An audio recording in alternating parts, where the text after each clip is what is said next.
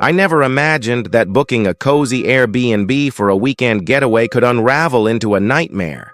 But these accounts from renters who barely escaped will make you think twice before hitting reserve. Let me share 3 chilling true stories of Airbnb hosts with dark secrets, each one more unsettling than the last. It was supposed to be a romantic escape. Sarah and her boyfriend, Mark, had been dating for about a year when they decided to celebrate their anniversary with a trip to the countryside. They found what looked like the perfect spot on Airbnb, a quaint Victorian cottage in rural Vermont, surrounded by dense woods and rolling hills. The listing boasted antique charm, a wood-burning fireplace, and total seclusion. The host, an older woman named Evelyn, had glowing reviews. "Evelyn is so welcoming. The place is spotless and peaceful." Sarah booked it without a second thought. They arrived on a crisp autumn afternoon in October. The drive up the winding dirt road felt endless, the trees arching overhead like skeletal fingers. Evelyn greeted them at the door, a frail woman in her late 60s with wiry gray hair and eyes that seemed a bit too wide, too eager. "Welcome, dears," she said, her voice raspy from what Sarah assumed was years of smoking. "I've left fresh cookies in the kitchen. Make yourselves at home." She handed over the keys and vanished into a small guest house at the edge of the property, promising to be available if they needed anything. The cottage was everything the photos promised. Creaky wooden floors, lace curtains fluttering in the breeze, and that musty scent of old books and polished oak. Sarah felt a wave of relaxation wash over her as they unpacked. Mark lit a fire, and they spent the evening cuddled on the sofa, sipping wine and laughing about work stresses back in the city.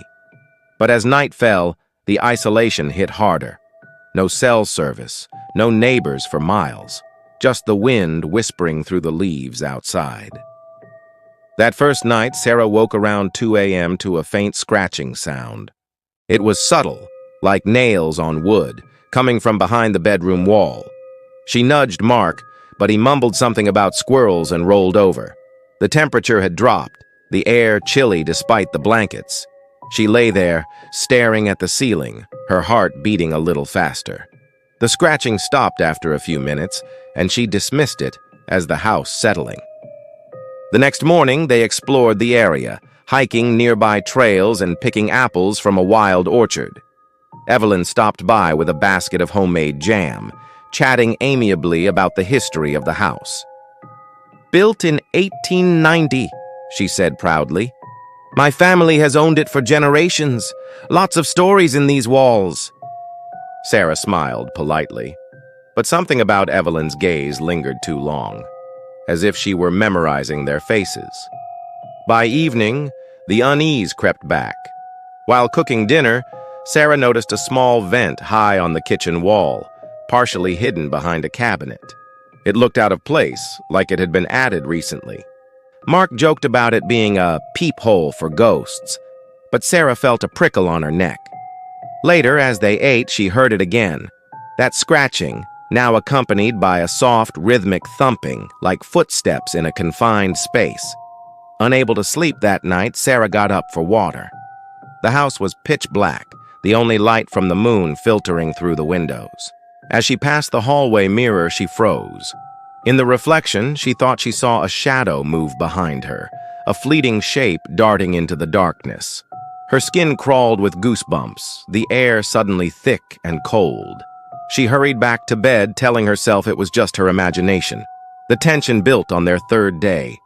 Mark found an old photo album in a drawer, filled with black and white pictures of Evelyn as a young woman, posing with what looked like mannequins or dolls arranged in lifelike scenes.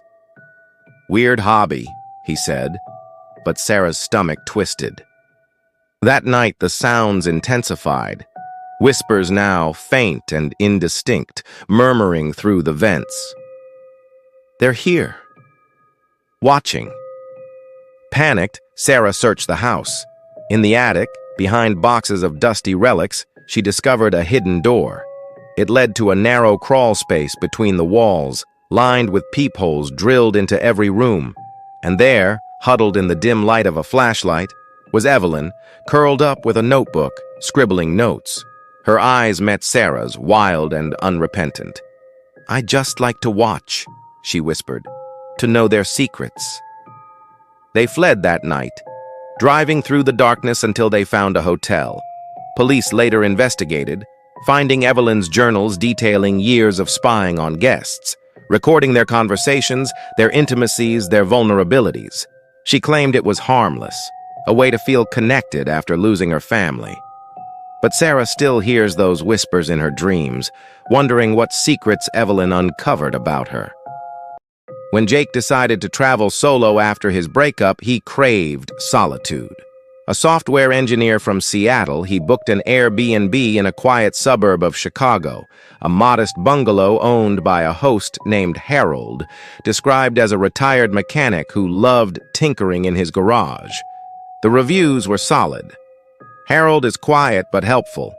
Great value, clean and cozy. Jake arrived in mid-winter, snow blanketing the ground like a shroud, the air biting cold. Harold met him at the door, a burly man in his 50s with grease-stained hands and a perpetual squint. "Basement's off limits," he grunted as he showed Jake around. "Storage stuff. Door's locked anyway." Jake nodded, not thinking much of it. The main floor was comfortable. A warm living room, fully stocked kitchen, and a bedroom overlooking a frozen backyard. He settled in, working remotely during the day and exploring the city at night. The first oddity came on his second evening. As Jake relaxed with a book, he felt a draft, icy air seeping from under the basement door in the hallway.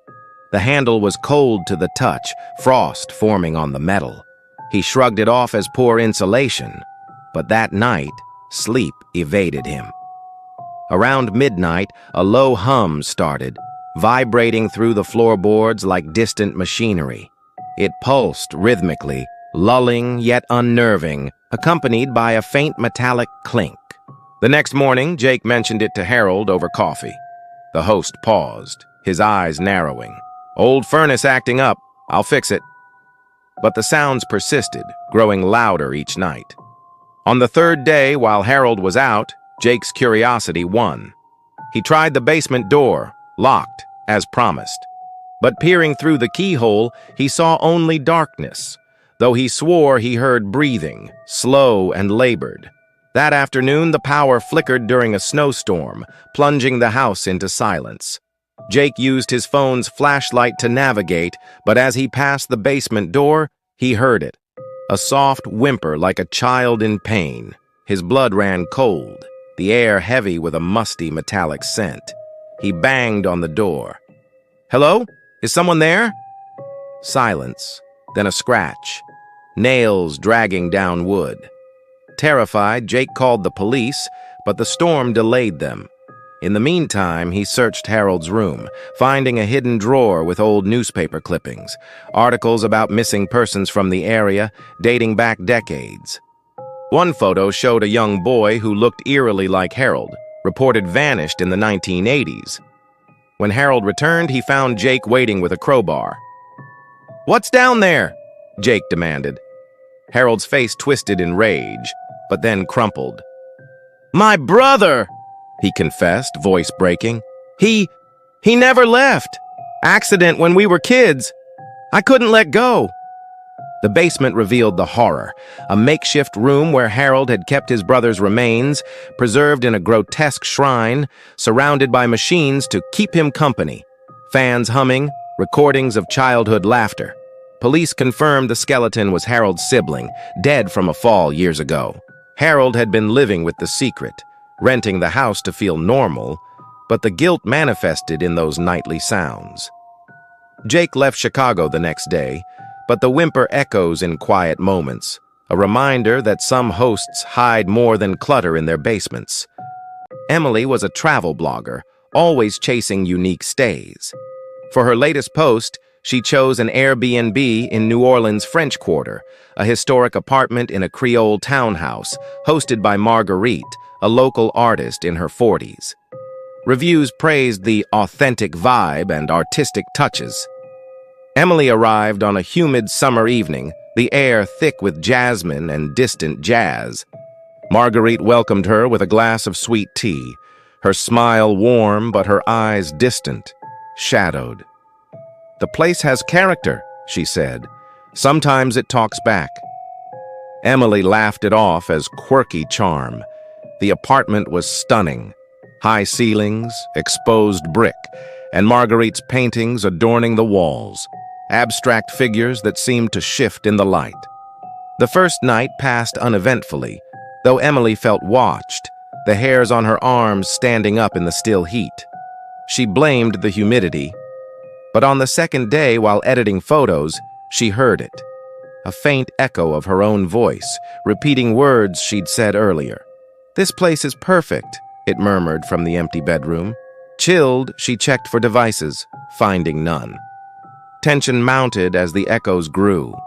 That evening, as she whispered on a phone call, "I miss home," the walls replied hours later in the dead of night. "I miss home. Miss home." The temperature plummeted, her breath visible in the air. Sleep brought nightmares of being trapped in mirrors, her reflection pleading. Exploring, Emily found a loose floorboard hiding a journal, Marguerite's, detailing visitors who never left, their voices captured in recordings hidden in the vents. "They keep me company," one entry read.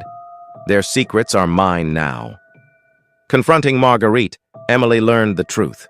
The host had installed microphones years ago after losing her twin sister. She replayed guests' conversations to fill the silence, blending them into art installations. But some recordings included desperate pleas from past renters who'd discovered the setup too late, their echoes now part of the haunting loop. Emily escaped, but deletes every recording she makes, fearing her voice might still linger in those walls, whispering secrets to strangers. These stories remind us, behind every welcoming door, darkness may lurk, sweet dreams or not.